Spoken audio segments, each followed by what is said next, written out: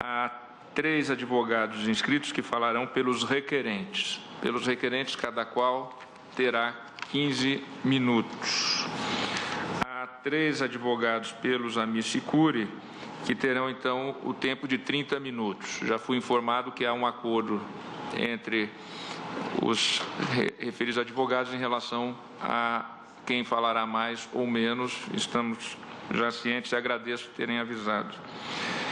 E, por fim, falará pela Advocacia Geral da União, a doutora Isabel Vinchon, e, por último, encerrará a Procuradora-Geral da República, doutora Raquel Dodge. Então, iniciamos pelo requerente, Partido Comunista do Brasil, PCdoB, com a manifestação do doutor Paulo Machado Guimarães.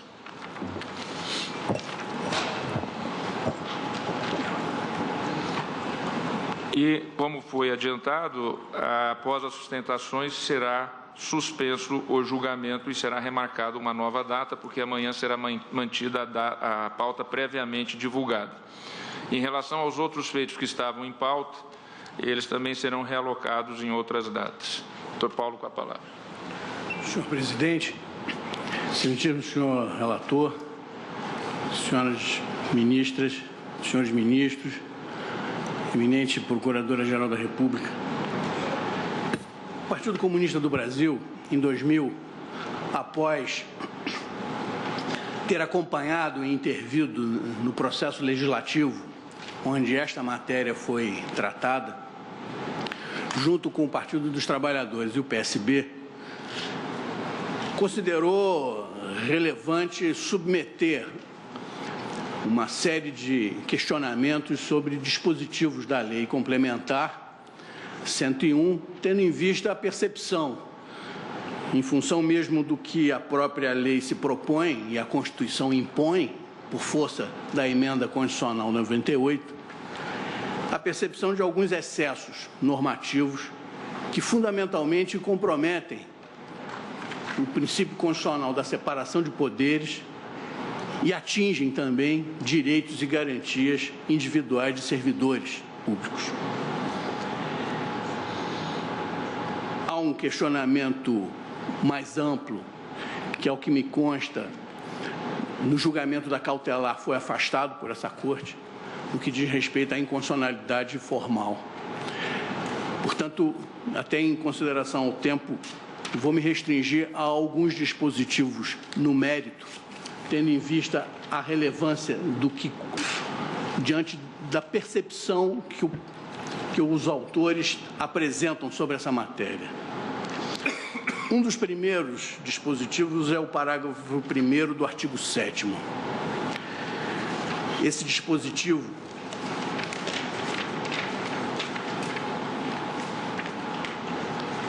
estabelece que o resultado do Banco Central, apurado após a constituição ou reversão de reservas, constitui receita do Tesouro Nacional e será transferido até o resultado negativo do Banco Central constituirá obrigação do Tesouro para o Banco Central do Brasil e será consignado em dotação específica no orçamento.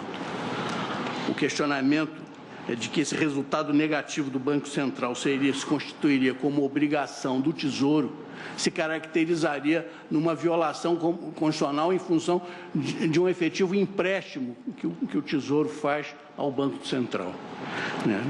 Essa medida cautelar foi indeferida, porém nós insistimos na relevância dessa questão, tendo em vista exatamente o cerne do que esse preceito se propõe.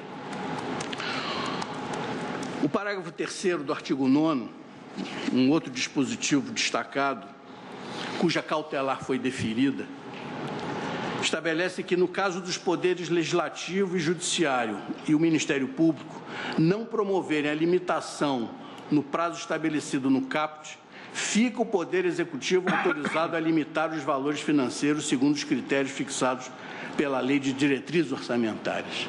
É exatamente um excesso em transpor para um dos poderes a primazia de impor aos demais obrigações que são de competência de cada um deles.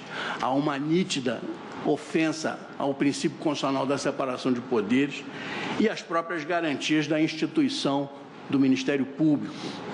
Nesse sentido, esperamos que a cautelar deferida seja mantida por esta Corte.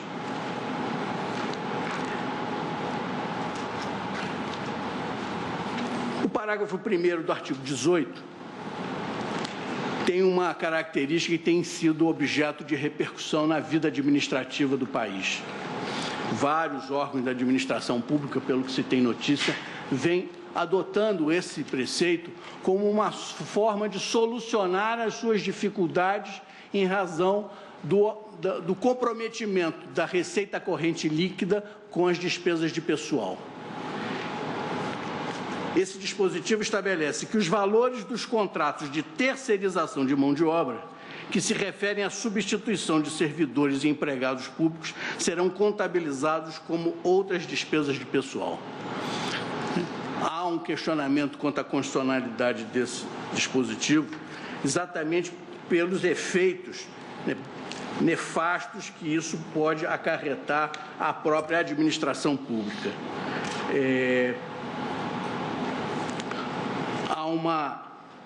A perspectiva de substituição de servidores e empregados públicos por serviços terceirizados seria uma solução considerada como outras despesas de pessoal e que não seria, portanto, objeto do cômputo na receita corrente líquida. Há entendimentos de tribunais de contas divergindo dessa interpretação, mas uma série de gestores tem considerado essa mecânica de extinção do serviço público, do cargo público, exatamente na perspectiva de buscar uma solução no equilíbrio das suas despesas de pessoal. Isso, naturalmente, atenta contra os princípios e garantias da própria administração pública.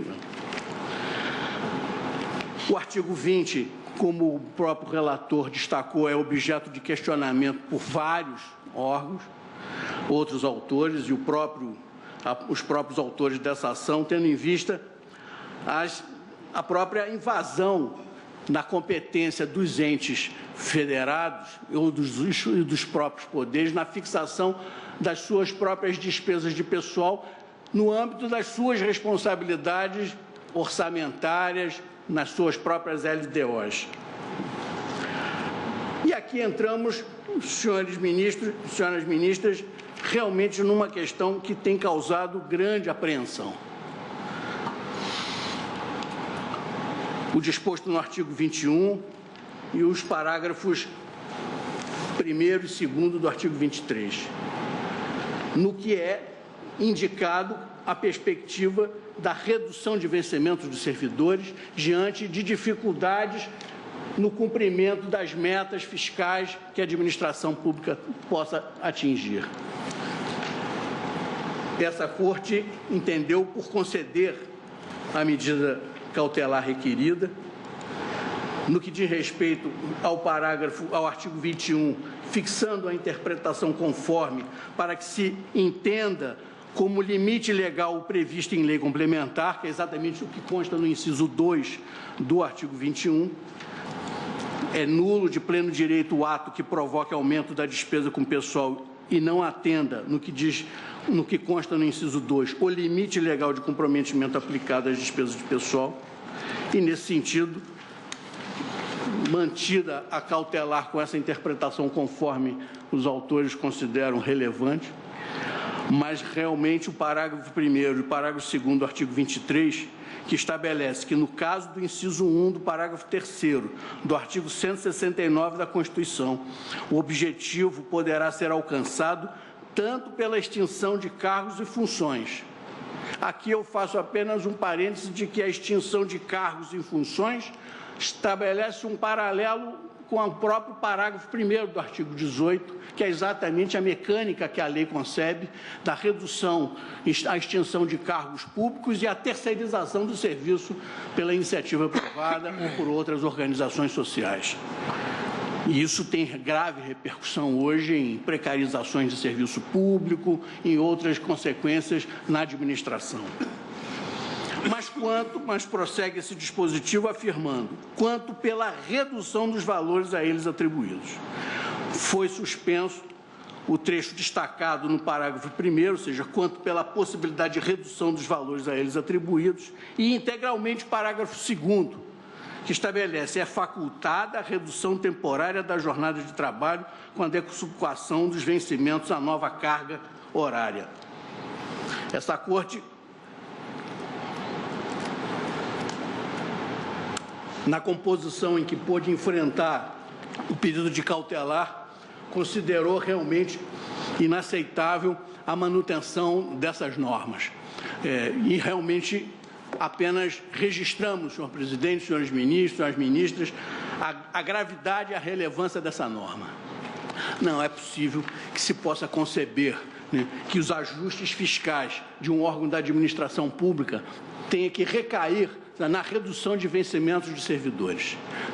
Aqui, nessa mesma sessão, comparecem inúmeras federações de servidores públicos, tiveram, ao que me consta, a oportunidade de fazer chegar ao conhecimento de vossas excelências, seja pela FENAFISCO, a FENAJUF e uma série de outras, a FASUBRA, a FENAJUDE, a FENAMP, uma série de considerações que reforçam a preocupação dos servidores públicos exatamente em relação à manutenção dessa cautelar, agora julgando definitivamente a inconstitucionalidade dessa previsão normativa que vem exatamente, como disse no início, excedendo na preocupação que o legislador ordinário complementar teve em buscar um mecanismo que proporcionasse aos administradores uma rápida solução o equilíbrio das suas contas. Realmente, resolver os problemas de finanças às custas dos vencimentos dos servidores não é o melhor caminho que a Constituição estabelece e nem o país espera dos legisladores e de todos nós, enfim. Essas 11 federações, senhores ministros, representam cerca de 1,5 milhão de servidores, municipais, estaduais e federal. É, inegavelmente, um trauma e uma preocupação quanto a isso. A própria Lei Complementar 101 estabelece uma série de mecanismos de fiscalização e de aferição no que diz respeito à previsão da arrecadação. A própria questão relacionada à renúncia da receita, isso não é de forma alguma questionado. E é necessário que se faça uma dura, rígida fiscalização sobre as práticas de renúncia de receitas que os órgãos da administração, os entes federados, vêm adotando, exatamente para que concursados não tenham a consequência de redução dos seus vencimentos. Não há questionamento quanto à perspectiva de uma administração pública, se quiser reduzir seus cargos em comissão, reduza os cargos em comissão. Então, não terá esses servidores em condições de prestação de serviço. Mas aqui estamos falando dos vencimentos de servidores efetivos. E não há o que se justifique, até diante dos vários mecanismos que a própria lei complementar apresenta, para que esta situação seja mantida, né? E, portanto, reiteramos a expectativa de que esta Corte mantenha a cautelar, julgando esses dispositivos inconstitucionais.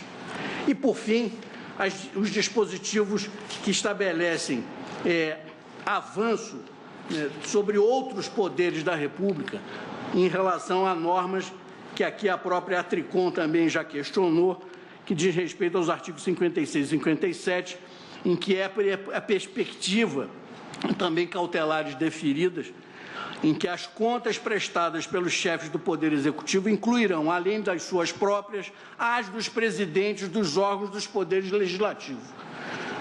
e do Judiciário e do chefe do Ministério Público, as quais receberão parecer prévio do Tribunal de Contas. Quer dizer, a inconstitucionalidade, pelas próprias razões que foram adotadas por essa Corte, nos fazem ver, né, que houve um excesso normativo, avançando gravemente sobre a separação de poderes e a própria autonomia dos entes federados. É com essas considerações, senhor presidente, que o Partido Comunista do Brasil, reiterando todas as razões expostas na petição inicial, pugna pela procedência integral da ação ou, quando nada, pela manutenção dos termos da medida cautelar deferida nos seus pontos. Muito obrigado.